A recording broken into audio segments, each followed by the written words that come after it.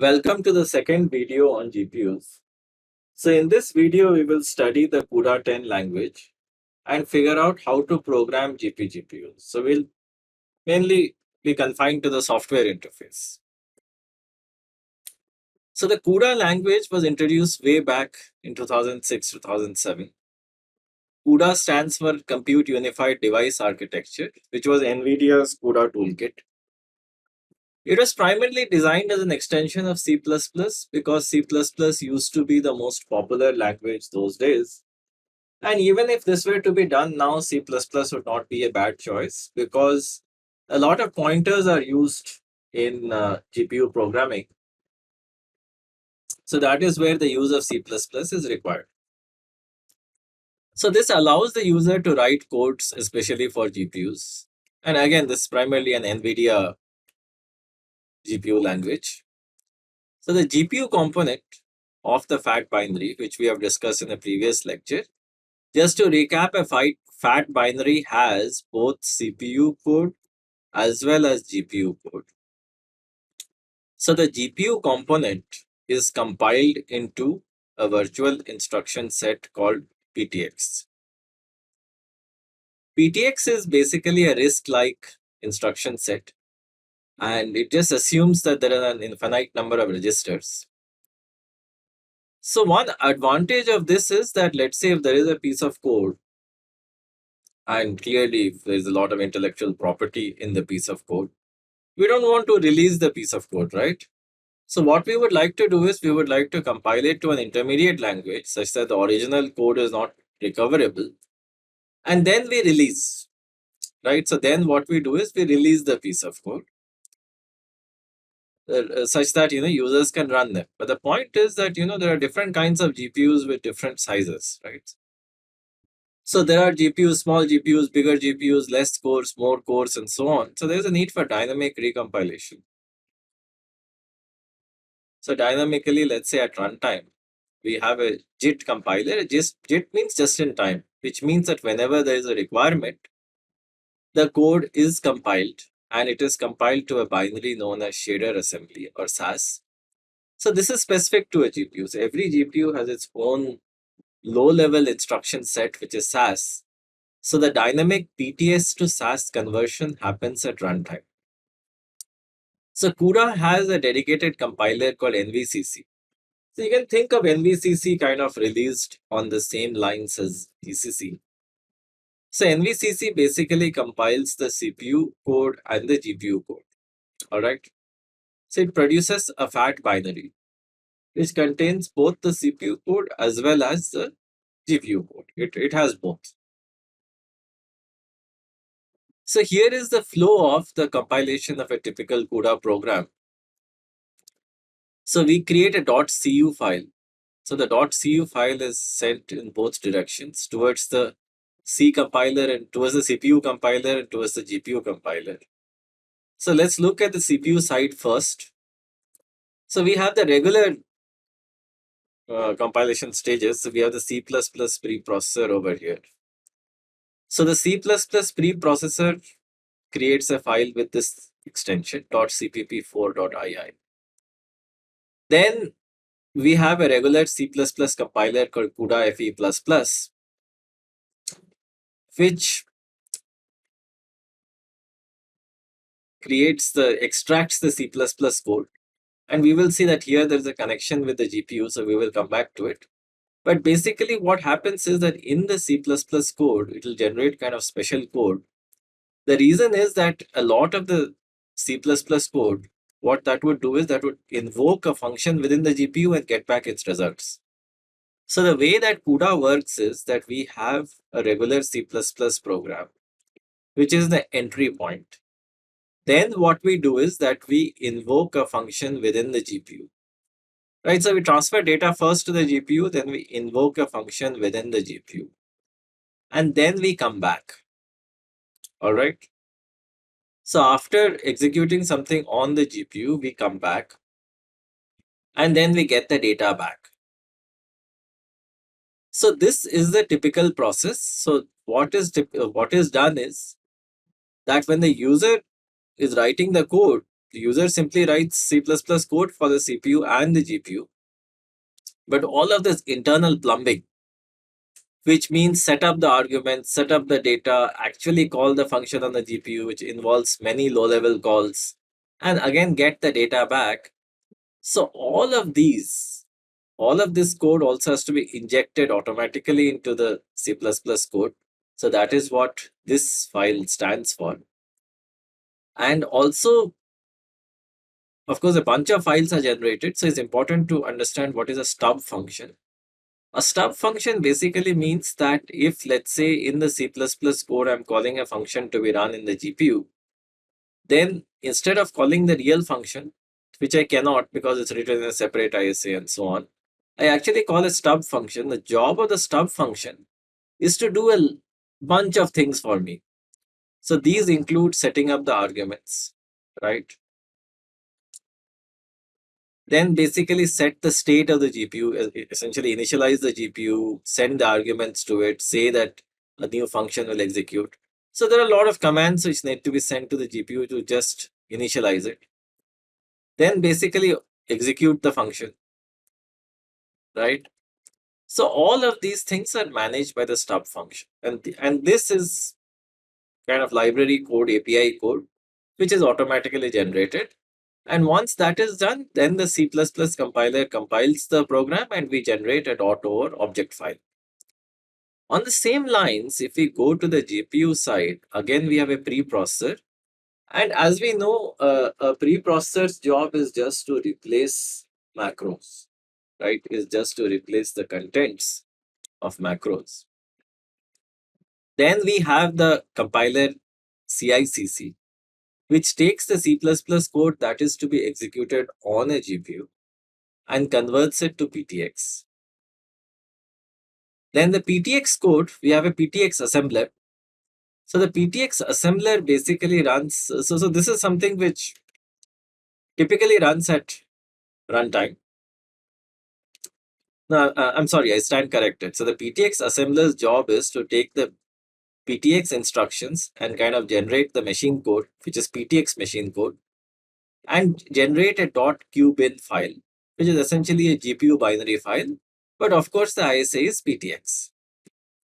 So then the object file and the PTX, they are combined into what we have been calling a fat binary. And along with that, once the GPU code has been generated, references to it via stub functions are passed to the C++ code such that it can link to the GPU functions. It knows how to call them, right? And all the additional internal plumbing, that's what we call in programming language parlance, is automatically added. So the key point is that there are two paths. There is the C++ compilation path, which primarily incorporates the effect of stub functions. And there is a GPU path, where what we do is that we take the pre-processed macros, generate PTX binaries, and combine both into a fat binary. And that is kind of what is distributed, right? So these dotted lines are kind of references which we have discussed. So once a fat binary is generated, we are ready to execute it. When we execute it, the runtime will basically figure out what to run on the CPU, what to run on the GPU. And furthermore, some JIT compilation is done to convert from PTX to SAS and do many GPU specific optimization. These are very important. Many of these GPU specific optimizations have to be done. So now let us come to the code that runs on the GPU. So we'll gradually work on this example and keep on expanding it. So the aim over here is to define a function that will execute on the GPU. A function that executes on the GPU is known as a kernel, right? So this is known as a GPU kernel. It's a basic function that is executed on the GPU. If there are n GPU threads, n versions of the kernel are run. All right. So basically, this is something that is meant to execute in parallel. So think of it as a parallel function. So I'm showing the example code to add two arrays. So let's look at this step by step, piece by piece. So whenever we have the identifier underscore underscore global underscore underscore, this basically refers to a directive which tells the CUDA compiler that this is basically a kernel and this is supposed to execute within the GPU, and that too in parallel. So the name of my function is varchar and it doesn't return anything. So it takes 3 floating point arrays as input, A, B, and C. So these are pointers. So these are pointers to which memory space, we will discuss that later. But if it's running in the GPU, think of it as a pointer to the GPU memory space, right? But all of this will be described later in a reasonable amount of detail. So what we do over here is that, let's say in this case, but we are arranging all the threads in a one-dimensional axis. So let's say if there are n threads. So we are assuming a simple case where there are n threads and each of these arrays have n elements. That's the simplest case, right? So we are assuming that all the n threads are conceptually arranged or numbered along a single x-axis, and each of them has a number from 0 to n minus 1. So this is a standard technique that is used in almost all parallel programming, where every thread has a number. So in almost all other frameworks, every thread has a unidimensional number, but in the case of GPUs, every thread is assigned a multidimensional number or ID.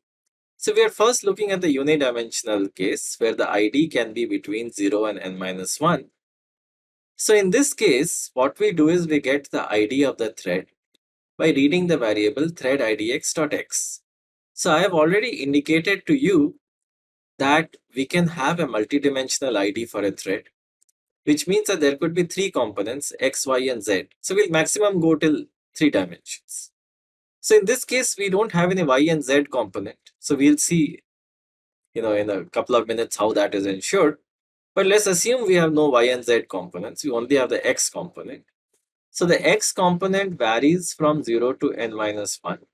So every thread gets its number. And once it does that, it just does the addition that is assigned to it, because what is the task? The task is to take 2 arrays and add them element by element. So if this is the problem of adding 2 arrays element by element, we simply take the index, all right, and we find the relevant index, right? So we find a idx, the value from the idx index for A. Similarly for B, we add them and assign them to the corresponding entry for C. So if the array has, let's say, 1,000 elements and we run 1,000 such threads in parallel, then of course we are done. So as we have discussed, the global directive makes it run on the GPU, and the rest we have discussed in fair detail. So as I discussed in the last slide, threads, GPU threads, have an arrangement. So if we want, we can arrange them linearly on a single axis, as we just saw in the last slide. We can have a 2-dimensional arrangement where every thread will have an x coordinate and a y coordinate. Or we could have a 3D arrangement where the threads could have a x, y, and z coordinate. So all these 3 arrangements are possible with their advantages. But an advantage is that, look, if we are working on volumes, right? So let's say we are looking at an airplane wing, which is a volume. Then this arrangement kind of naturally makes sense. If you're working on a 2D plane, like solving the heat equation on a 2D plane, then maybe this arrangement makes sense. And for a simple example of adding 2 arrays, this arrangement makes more sense. So what we have done is that here we create this arrangement is a thread block.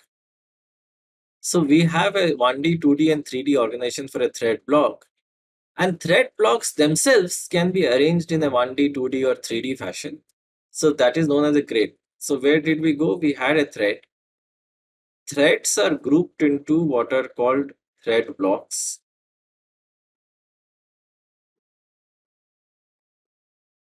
And thread blocks are again arranged in a grid. So again, For thread blocks, we have 1D, 2D, and 3D. For a grid, we have the same thing, 1D, 2D, and 3D. Same thing, exactly the same thing. Threads have two types of coordinates. So the first coordinate is the coordinate of the thread within the thread block, and the second coordinate is the coordinate of the thread block within the grid. Right? So thread within the block and block within the grid. So if you can think about it, the universal coordinate of a thread is actually 6 numbers. So first x, y, and z is the coordinate within the thread block, and the second x dash, y dash, z dash is the coordinate of the thread block within the grid. So now let's come to the coordinates of a thread once again. Right, so this is an important concept, and this is where the CUDA language differed somewhat significantly from its predecessors, which were traditional parallel programming languages such as OpenMPI and OpenMP and MPI. So, which is that every thread was assigned at least a 3D coordinate within its thread block. And of course, we may choose to ignore a few of these coordinates, in a sense, set them to 0. For example, in our array addition example, x and y were set to 0. They kind of defaulted to 0. Likewise, we can have a 2D organization. So this is possible to do. In a 1D arrangement, our thread was fetching thread idx.x, but it could have also fetched thread index thread idx.y or z as well. The addition, needless to say, is happening in parallel. And this is where the power of the GPU comes, in the sense we create a lot of threads and the GPU does a fantastic job in scheduling and managing them. So let us now look at a 2D thread block and we will add some more code, right? So we have kind of been stingy in showing our code, but in this case, we will add a little bit more code and show you more of it, right? So in this case, we will consider a 2D thread block. So the two coordinates are IDX and JDX. IDX is the X coordinate and JDX is the Y coordinate. So what we are doing, so we will discuss the main function later. So incidentally, now we have also gone into the C++ part, but we'll discuss that later. So let's again take a look at the kernel, which is this part. So in the kernel, we have the underscore global directive, which again tells you that it's a GPU kernel.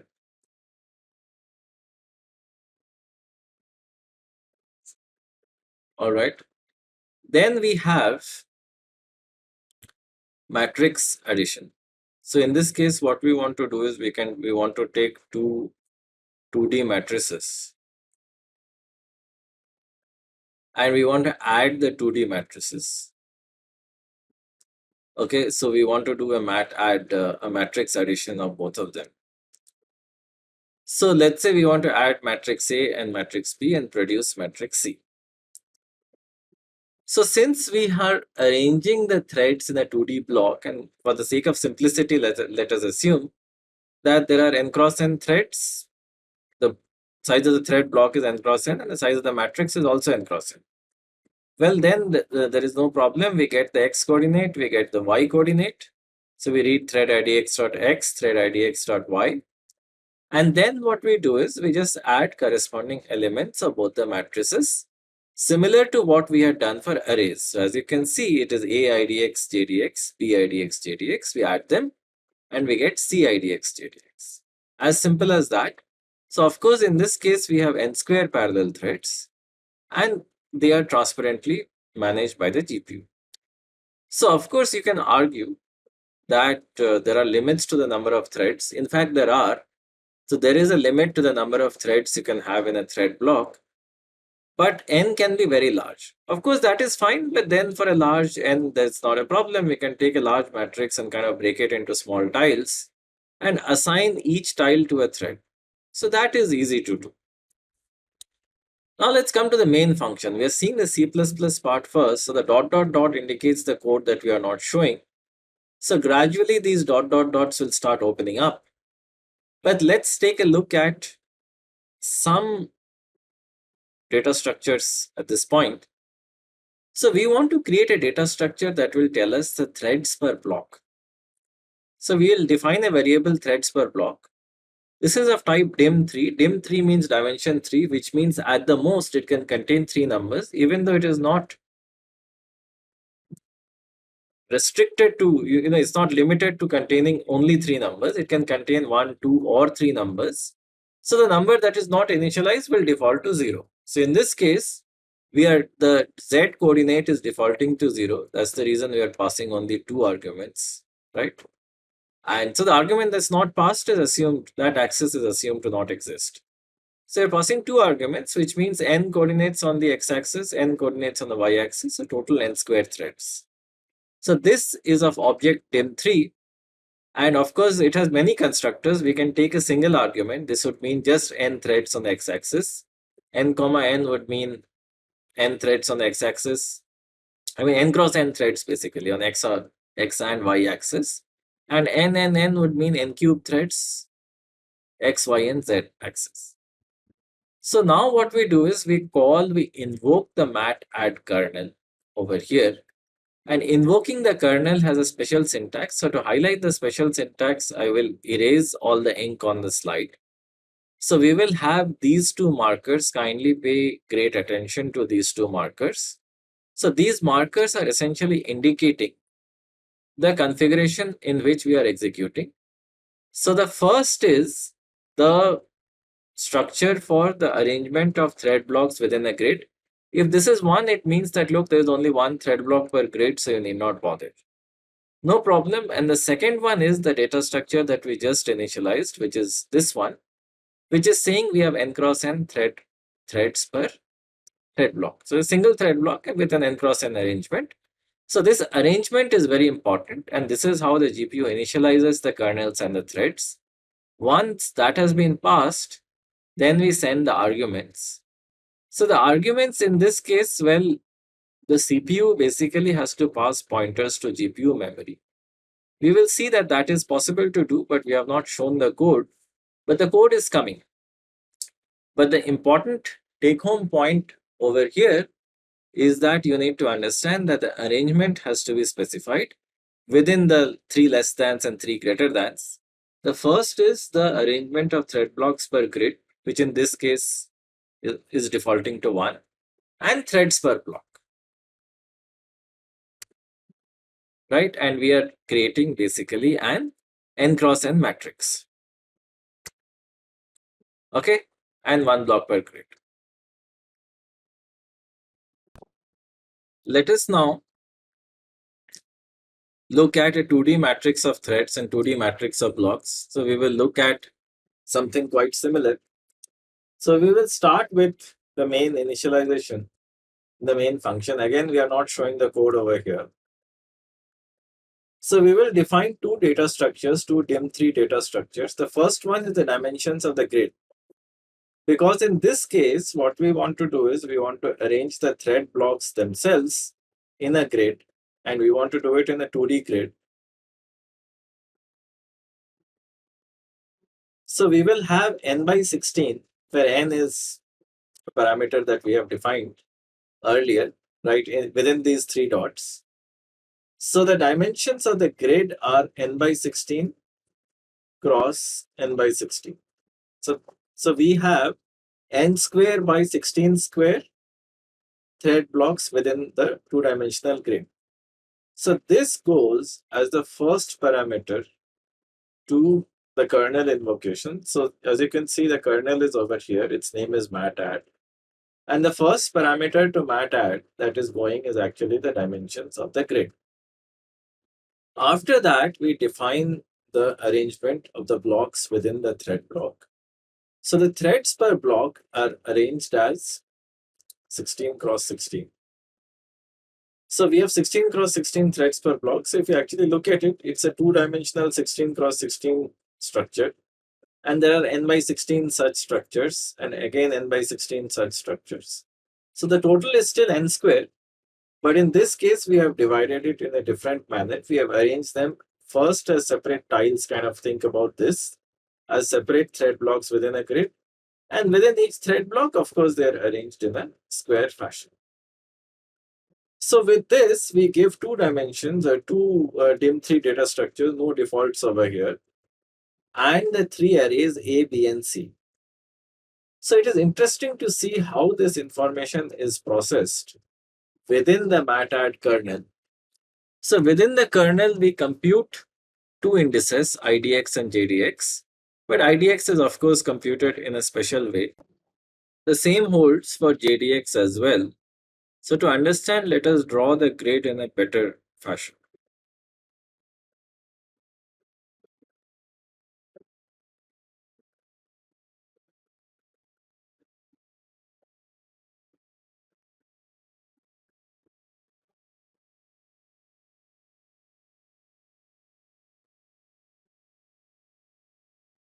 Each of these squares here is a thread block. So what we do is that we first take a look at this parameter, which is the block dim.x, so the block dimension. So it essentially says that what is the size of a thread block in its x-axis. So the block dim.x is basically this quantity over here.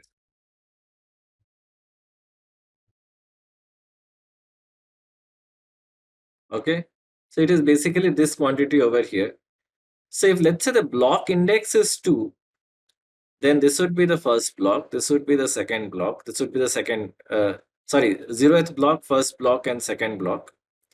So the block index is 2. What we do is we multiply 2 times block dim.x, which is exactly what you see here.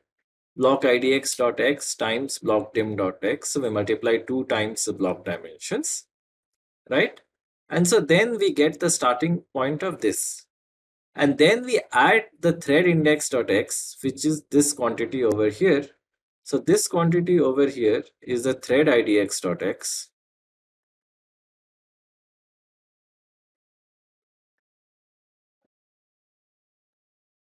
Okay. So this quantity here is a thread index. And so this is how we get the x coordinate. We are assuming the x-axis goes this way. So this is how we are getting the x coordinate of the thread, which is exactly, this point, right? So the x coordinate is coming how? We take the block dimension, multiply with the block index, of course the x coordinates of them, and we add the thread index. So this is how we exactly come here. And let's say the actual thread is over here. We do the same. This time we go down the y-axis. We are assuming the origin is over here. And again, these are numbers 0, 1, 2, 3, and so on. So we do the same. For y also, we multiply with the yth component of the block index, multiplied with the block dimensions. And then what we do is that we arrive at the starting, and then this displacement, right? This displacement is thread idx.y.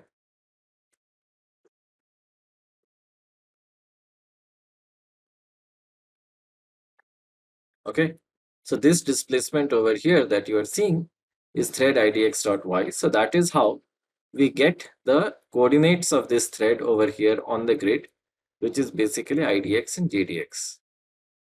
Okay, so the computation of the coordinates of the thread is slightly more difficult over here as compared to what we have seen earlier.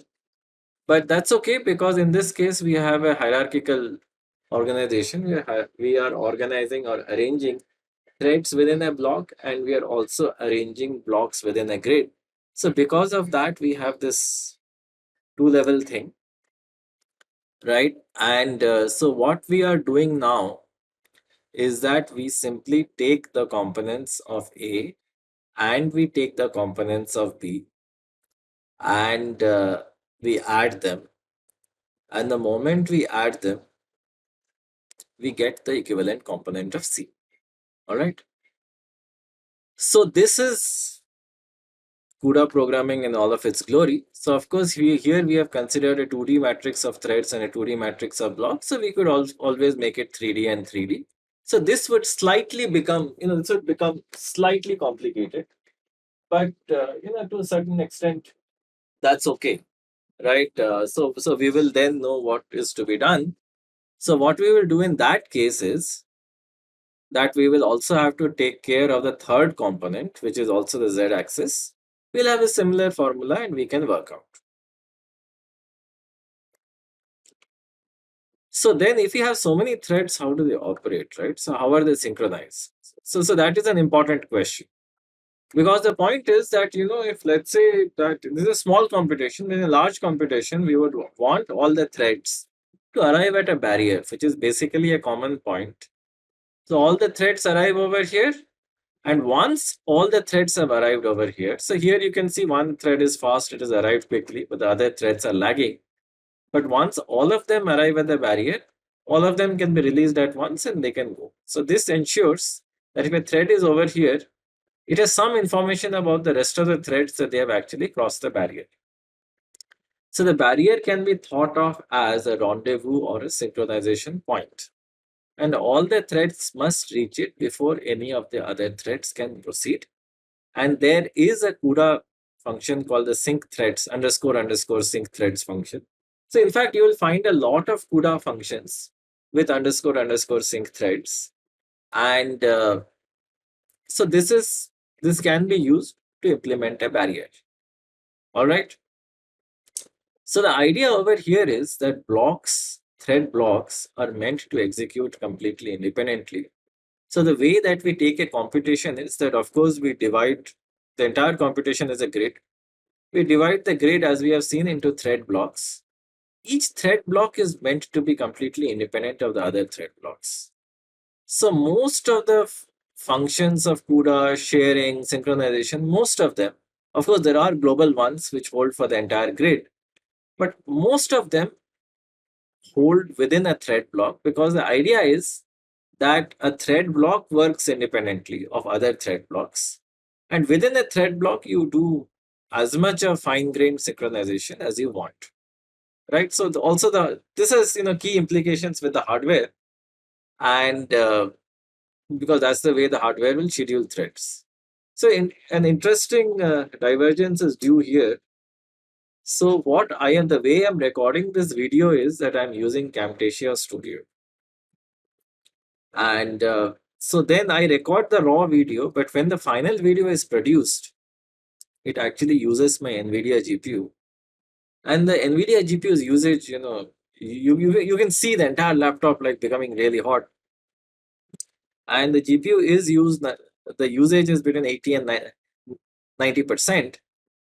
But if I don't use a GPU, it actually takes hours. The reason that this completes so soon is only because of my GPU.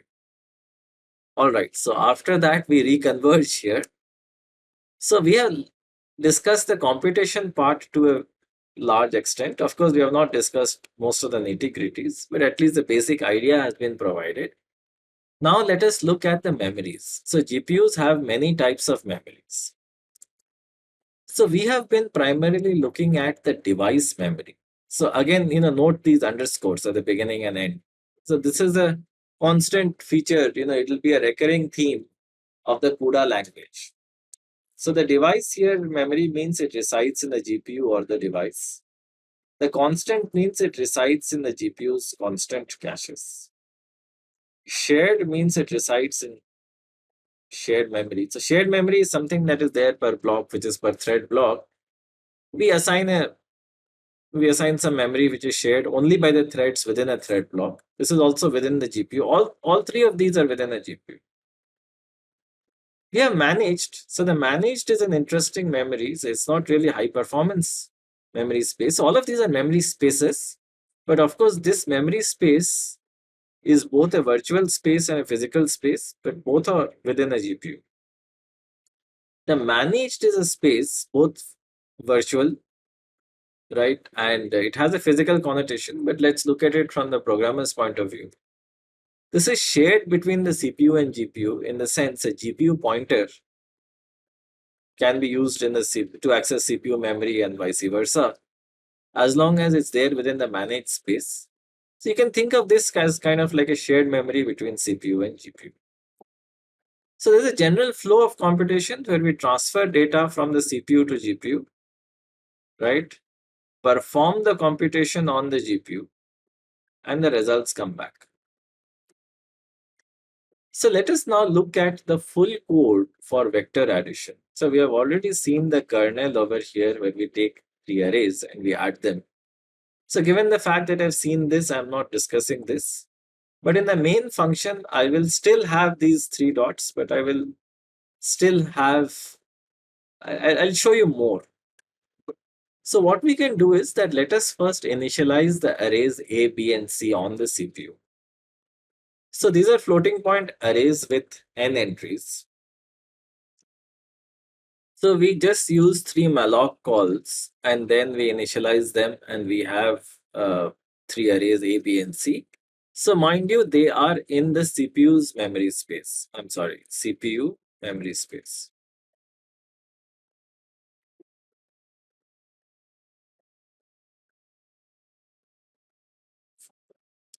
Then we initialize the arrays. Right, so sorry, I'll just erase the ink here. So we allocate memory on the CPU, we initialize the arrays. Now here is the fun part. The fun begins here that we allocate memory on the GPU and we get a pointer which is as such useless on the CPU. But it is essentially pointed in the GPU's memory space. So instead of the malloc function, we use the CUDA malloc function.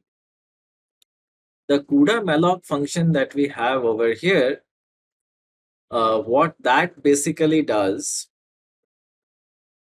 is that it allocates an array on the GPU. Okay. And so basically it's again of type float star and the size is specified over here. So recall that we computed the size over here.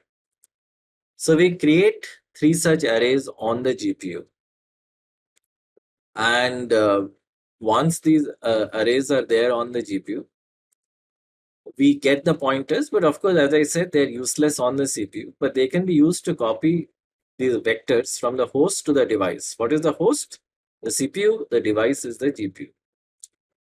So what we do is that we do a mem copy. So we first give the GPU pointer, then the CPU pointer. We then provide this flag, right? To which function? To the CUDA mem copy function, whose job is to transfer data between the CPU and GPU. We provide this flag CUDA memcopy host to device, which computes data like which copies data like this. And then we launch the kernel. We have already seen this, right? Previously, this entire part was under dot dot dot. So now we provide the pointers, which are the GPU pointers. Of course, they can't be the CPU pointers. So we had done a little bit of cheating over there. So now we are not doing it, I promise. So now we are sending the GPU pointers to the arrays and we are launching the kernel. Once the kernel is done, it will finish its execution. So this is the only GPU part and this is what exactly the stub function will refer to in the compilation process. Finally, we transfer from the device to the host. No problem, we do that. So from the device, we transfer it back to the host. So which means the host, the CPU, has the contents in the array C. Then we free space on the GPU. So we do CUDA free GA, GB, and GC, which basically, so whenever we have a malloc, we should be doing a free. This is good programming practice. And we do that in the sense we free the three arrays on the GPU, GA, GB, and GC. All right, so just a quick recap, allocate memory on the GPU, copy the inputs, run the computation, free the memory. So what we have seen is that there are three phases in every computation, which is that we transfer data to the GPU, perform the computation on the GPU, and transfer the results back to the CPU. So you think about it, this transfer time over here is kind of a waste in the sense that we are not doing any active computation. So the solution is that we create different streams of computation and we overlap them in time such that at least the GPU can be used. So what we can do is instead of transferring all the data at once, we transfer small chunks of the data and then we perform a computation on them. At the same time, in a pipeline fashion, we transfer the next chunk, right? So instead of transferring all the data, we pipeline the computation. So of course, we can't do pipelining at the level of bytes. So what we do is that we have a bigger granularity. We create a stream as a queue of work items. Operations in the same stream are executed in program order. However, operations across streams may overlap. So there is no synchronization across streams per se. So what I want to say is clearly visible over here. Let's say that this is the original computation. So in the original computation, we transfer data to the GPU. All right. We do the computation, it goes back to the CPU. So instead of that, let's do one thing. Let's transfer half the data to the GPU. And then let's do the computation. At the same time, we transfer the other half. So you can clearly see the overlap here. Then we transfer the results back to the CPU. At the same time, the computation happens for the second stream. So this is stream 1, this is stream 2. And then we transfer it back to the CPU. So what we can see is that because of the higher degree of overlap, instead of 3 time units, it takes 2 time units. So we have a straightforward speed up of 1/3, right? So this is quite amazing because we didn't do anything. All that we did is we divided each of these into like 50%. Okay. And what we basically did is that after dividing them into 50%, we achieved an overlap. All right. So once we achieved an overlap, we were able to reduce idleness or wastage of time. And this was done by having two streams, right? By having two separate streams, this was achieved. So this is an illustration of parallelism with streams.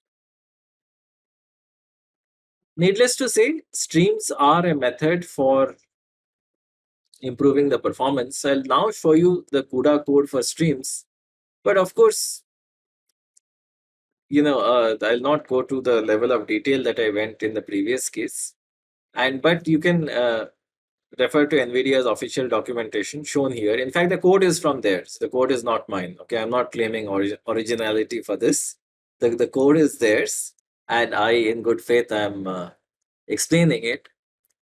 So, how do we create streams? Well, that's simple. So we have this CUDA stream underscore T type.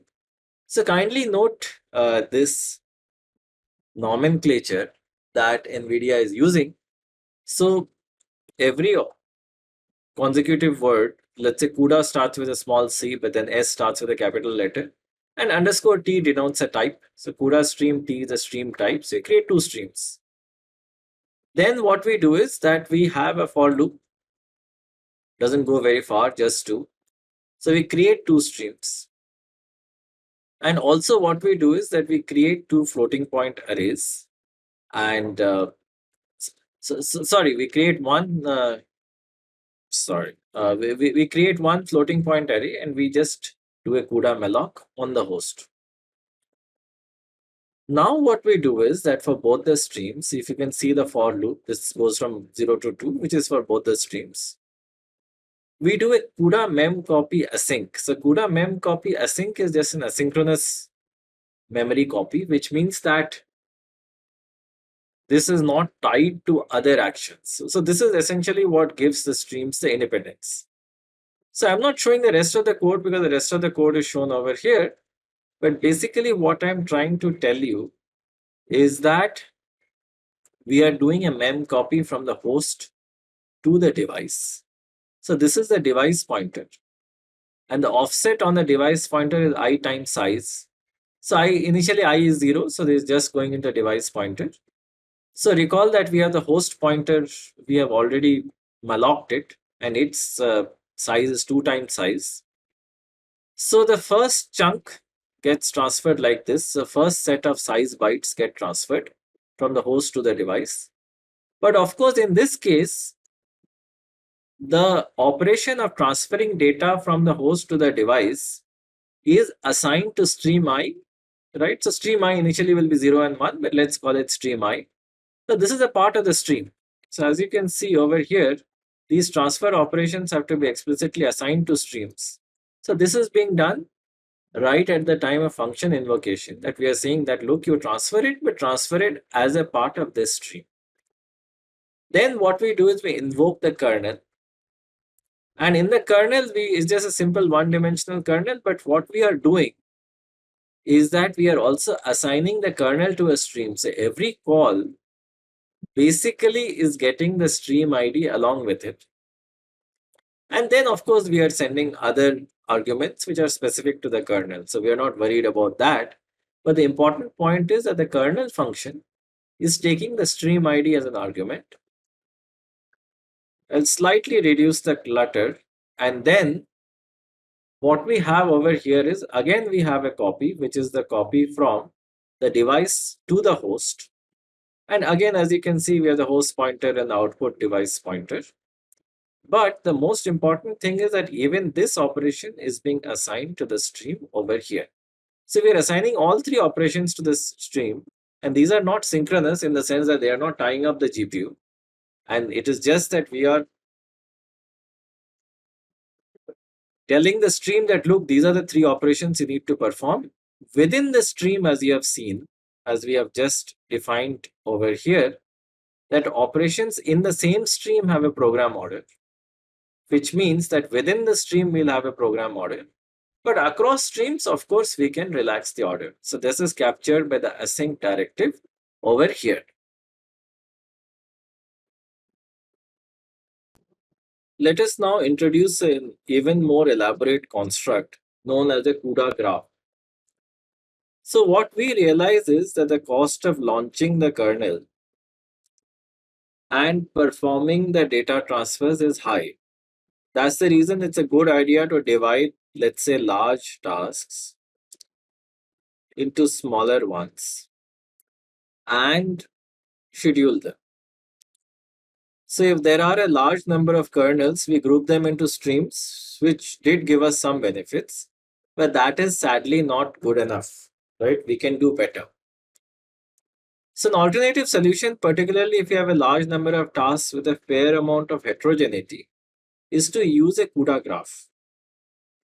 So this will be used or is typically used to specify the nature of the data transfer, the details of all the kernels and the dependencies between them. So we basically specify everything the same way we did in a stream.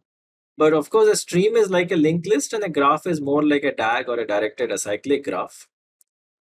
So then we have an automatic engine which does all of this, that validates the graph, pre-computes a schedule for it, schedules all the activities in the GPU, on the GPU. And if, let's say, there is a dependency between one task and the next, then needless to say, the first task executes first and the dependent task executes after it. So unlike program order, we have a task dependence order and that is respected. It does more. It's way more intelligent than that. So basically it adds code to prefetch data. So when the previous task is running, some code is added to prefetch the data for the next task. And of course, allocate resources, particularly if we have multiple such graphs running or multiple applications running, as is possible in modern GPUs, that we schedule resources appropriately. Visualization of a graph, well, we can have a graph like this, each of them is a task, and each node, in fact, can be a subgraph on its own. It can be a subgraph. So an arrow from A to B indicates that A executes first and B executes later, right? So an arrow from, let's say, task A to task B indicates the dependence. So more about CUDA graphs. Well, CUDA graphs can have all kinds of events. So we can have different kinds of nodes. So we can have kernels, of course. Along with kernels, which are GPU functions, we can also have CPU functions. We can wait or record an event. So what is an event? I'll discuss in the next slide. But an event is basically something like a timing event or something like a performance counter, where we say that, look, start recording the time from this point and end over here. So we can understand how long an execution took. Then, of course, signaling a semaphore. So, signaling a semaphore is basically a signaling mechanism where it's a more sophisticated version of locks and unlocks, where the idea is that if one thread is kind of waiting here on a lock, another thread can come here, it can signal it to unlock, and this thread will start. So that is signaling a semaphore. So of course, locks can have two states, locked and unlocked, but a semaphore can have multiple states. So it is a generalization of a lock, where a lock is called a binary semaphore. But semaphores need not be binary. For example, we can have a counting semaphore, where let's say anytime we signal it, we increment it. Anytime we wait on it, we decrement it. And we always want that the count of the semaphore will be more than one to release a thread. So this is an OS concept, but this can be looked at. So you can think of this as a generalization of a lock. And of course, a node can contain another subgraph. So these are the main functions that we have: CUDA graph create, see the same naming scheme, add kernel node. Similarly, we can add other kinds of nodes and add dependencies. So we can add dependencies between all of these nodes. So that will create a complex graph. And as we have discussed, it is a hierarchical recursive structure where one graph can be subsumed within a node. It is also possible to create a graph out of a stream. So this is known as stream capture functionality, where we take an existing stream and we create a graph out of it. Then we get the additional advantages of a graph. But given the fact that a graph is a heavyweight thing, in the sense that a lot of additional code, including prefetching and validation, etc., is added along with a graph, it is typically preferred when we have a fair amount of computation, which is reasonably heterogeneous and unstructured. Right. So finally, as we had promised, we come to events. So CUDA programs have to be profiled for performance. So we need to insert events in the code, find the time between elapsed events. So that will tell us, for example, how long a kernel took, or how long, let's say, a piece of code took. So we have the CUDA event elapsed time function. So then this will tell you how long it took. So I'll explain with an example. So let's say we have this function CUDA event create, where the start event is created. And similarly, we have another event that we create called stop. We create these two events, start and stop, and we pass their pointers. We start recording. So we start the timer for the start event. And of course, this can be associated with the stream ID. So for that stream, we start recording. The computation keeps going. Then we again record one more event, which is called stop. And so, of course, again for that stream ID. So at this point, what happens is that we need to synchronize, which basically means wait until all the work associated with the event stop is completed. So what can happen is that the event itself, processing the event, is a multi-stage operation. And so we would at least want that all the work associated with the stop event, which is recording exactly at what point the stream is at, that completes. So that is why we call the synchronize function, which is highly recommended if you want to get an accurate time, which is also capturing a point in the stream, a relevant point in the stream. And then all that we can do is that we can call the function CUDA event elapsed time between the start and stop functions. So that will be stored in the variable etime. Etime is for elapsed time. So that will tell us between the start and stop functions, which captures all of this computation, how much time did it take. This information is basically profiling information, which can be used by programmers and application developers to tune and make their code more efficient. Good. So we have finished the video on programming GPGPUs. So we have completed the first two parts. We have a reasonably good understanding of the CUDA 10 language. So as we speak in 2021, the latest version of CUDA is CUDA 11. That viewers are most welcome to look at. In the next video, we'll look at the design aspect of GPGPUs, in the sense how are the GPGPUs designed, right? And what are the design choices? And also look at the design of popular NVIDIA GPUs in this space.